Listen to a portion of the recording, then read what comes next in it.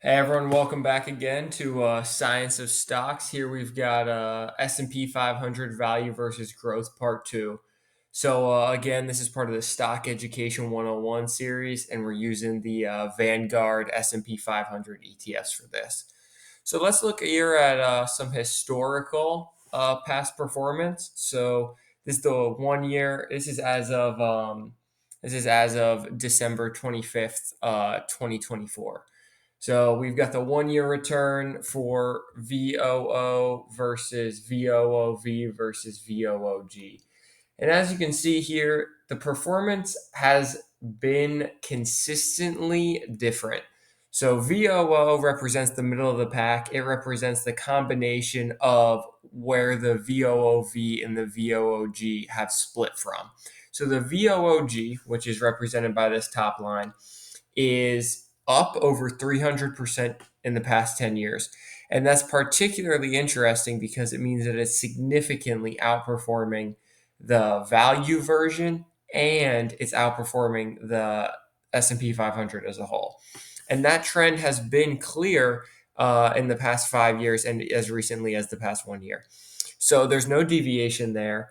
The value stocks have really been lagging. So 10 years ago, by making the decision to invest in the VOOG as opposed to the VOOV, you're actually able to extract, and is clearly shown from this chart, over 100% in returns, which equates to 1x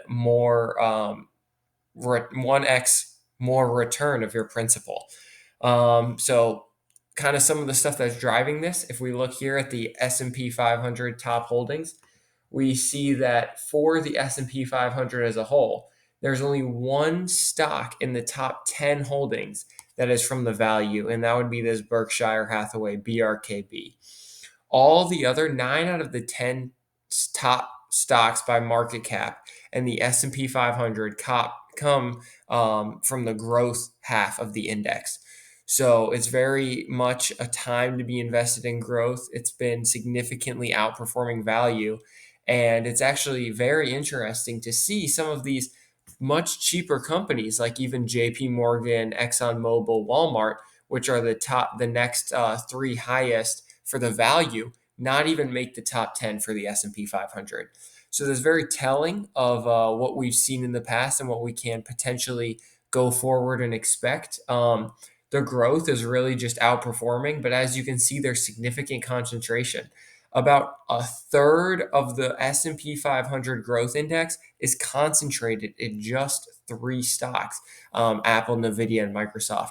So that's something to consider going forward. But overall, this is an interesting insight into how the S&P 500 has transformed and what the difference between the value and the growth side is right now. Thanks for watching. Please have a nice day.